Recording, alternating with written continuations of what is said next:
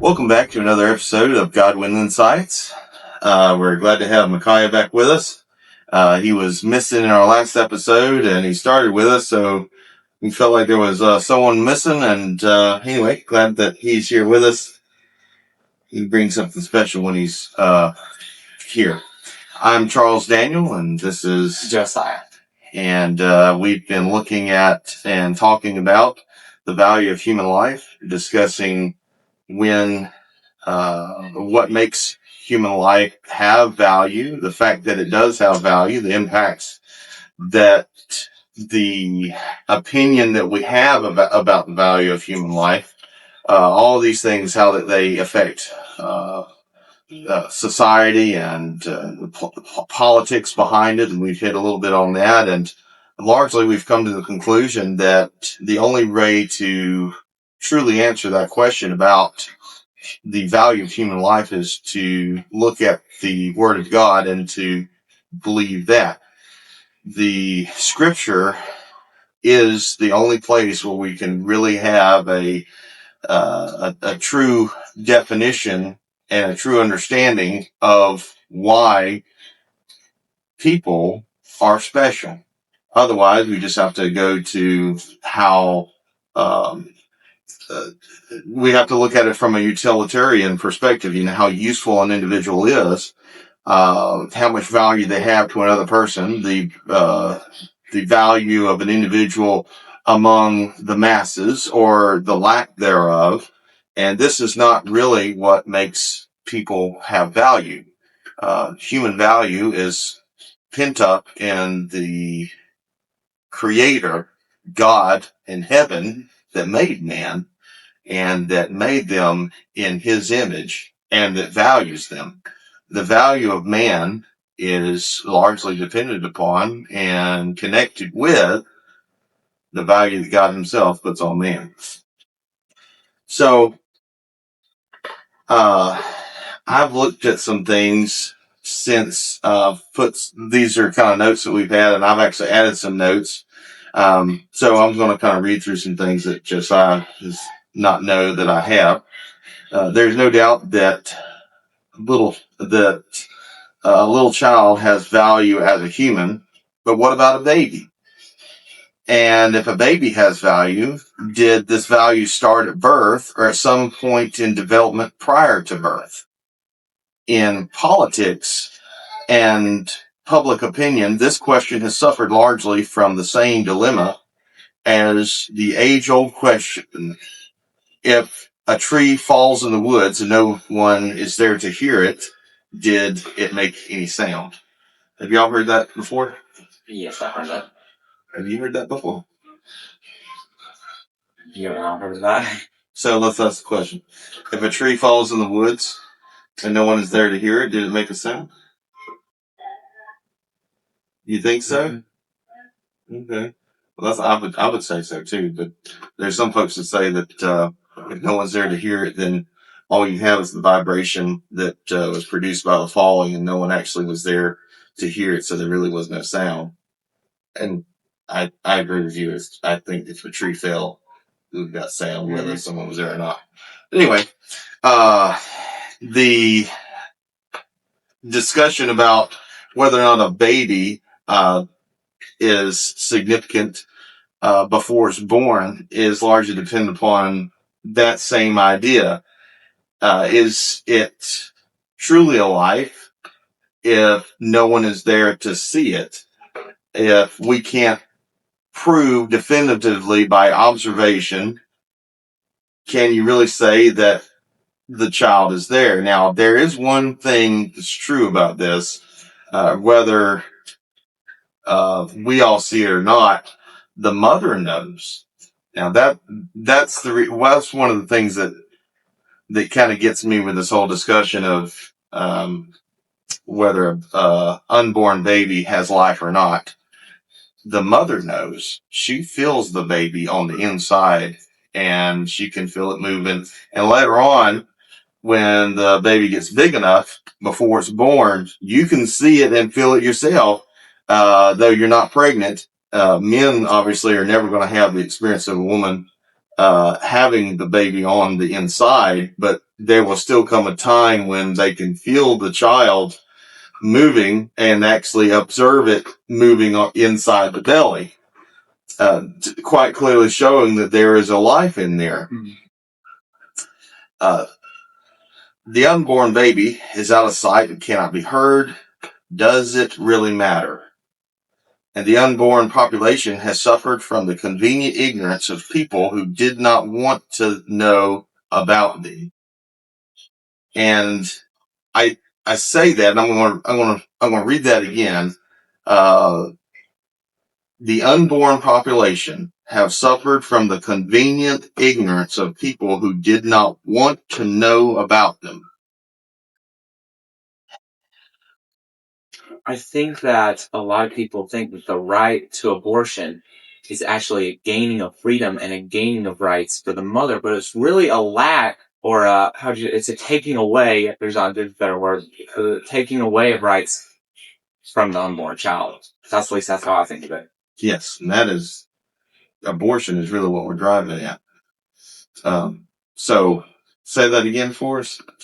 I said that abortion, in my mind, is not the gaining of rights and freedom for the mother. It is the taking away of rights and freedom of the unborn child. It is. Do you know what abortion is? Abortion is where the pregnancy has been ended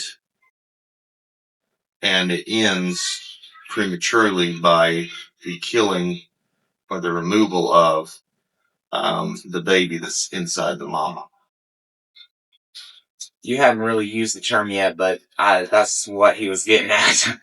Yeah, that's it. And anyway, you wouldn't think that anybody would want that, and everybody would love the baby that's on the inside of them. The mothers would instinctively love their children, but unfortunately, we live in a time when that's not the case. In fact, some people need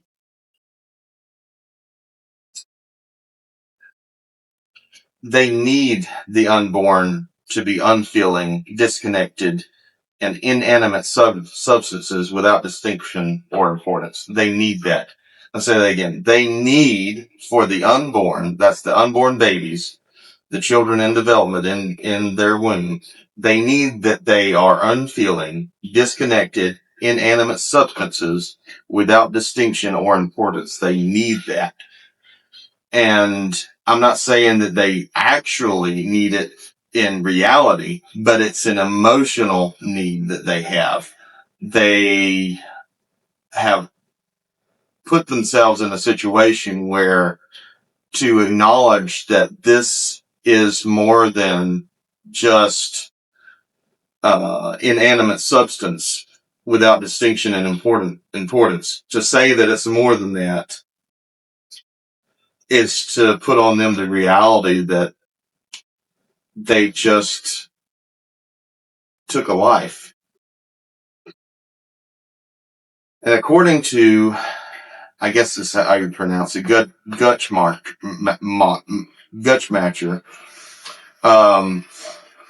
and I get this through Perplexity, and actually there's a number of resources that are available, but through Perplexity I got through that according to Gutschmatcher,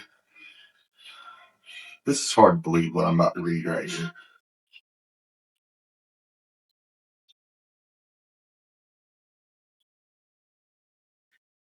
Micaiah, how many people do you think out there have killed their babies on the inside of their belly? Would take a guess? Okay. Would you think that it's probably less than 1 in 20 women? Probably more than that? Okay. But no more than 1 in 10, probably. 1 in 10, 1 in 10 women seems like a lot. Yeah, it does seem like a lot. Except that it is more than that, actually. In fact, it's more than 1 in 7.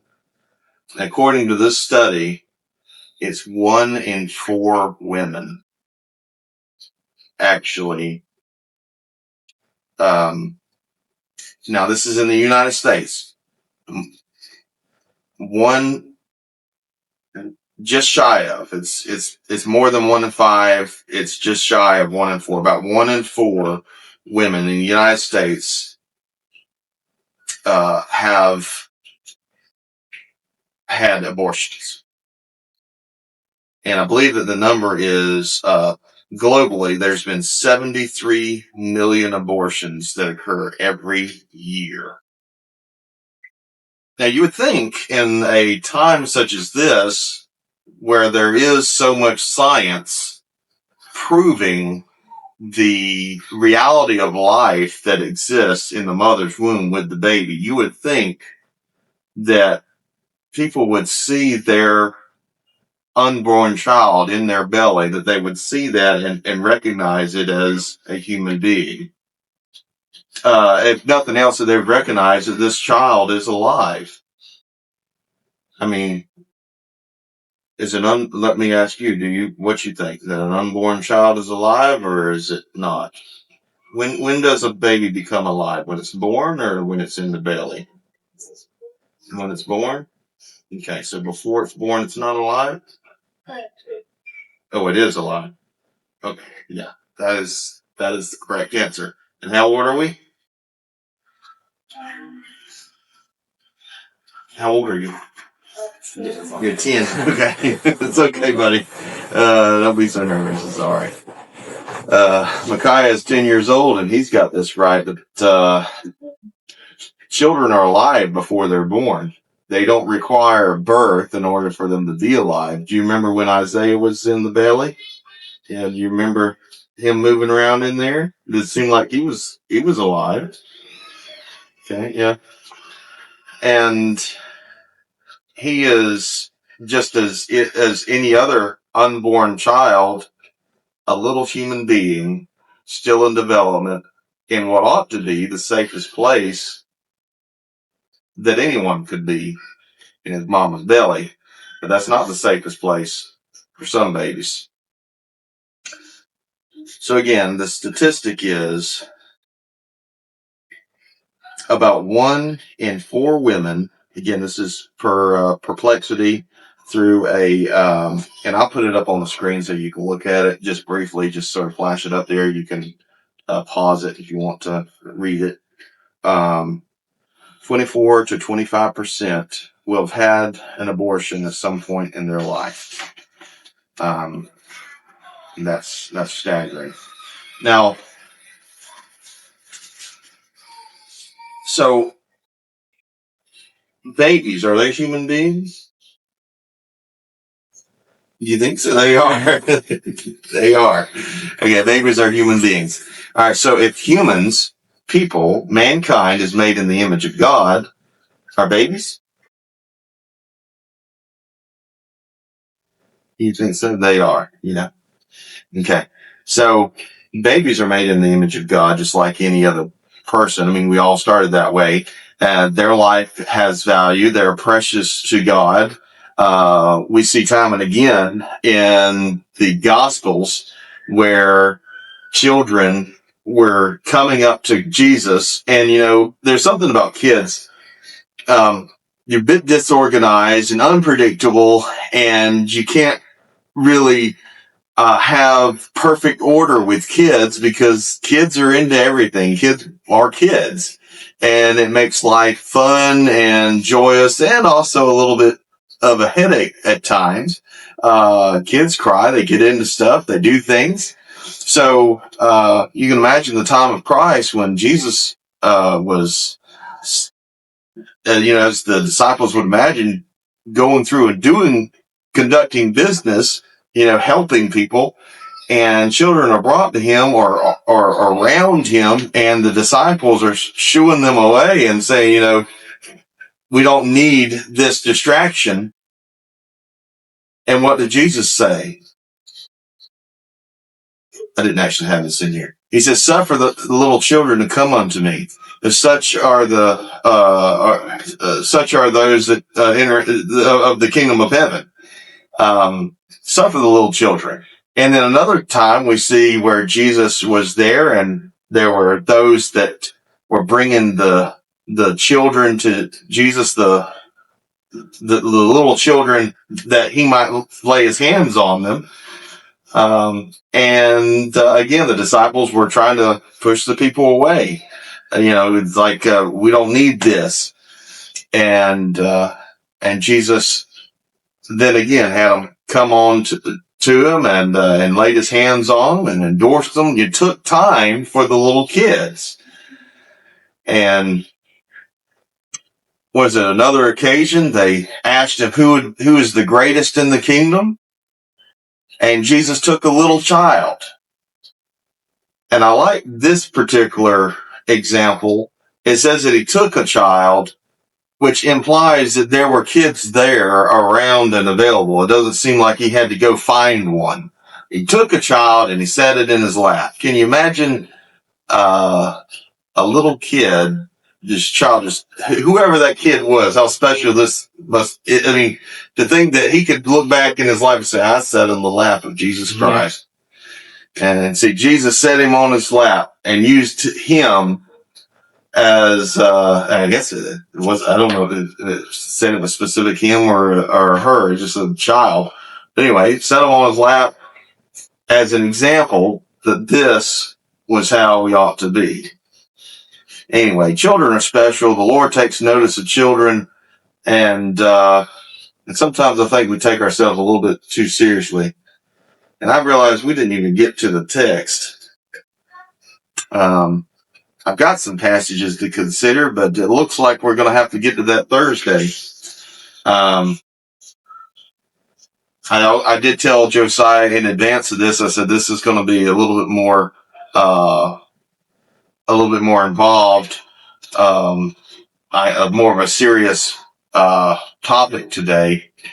But I guess I didn't realize it was going to be so lengthy. So anyway, we'll have to conclude here just for brevity's sake, and we'll start up next time right where we left off. Till then, stand for the truth.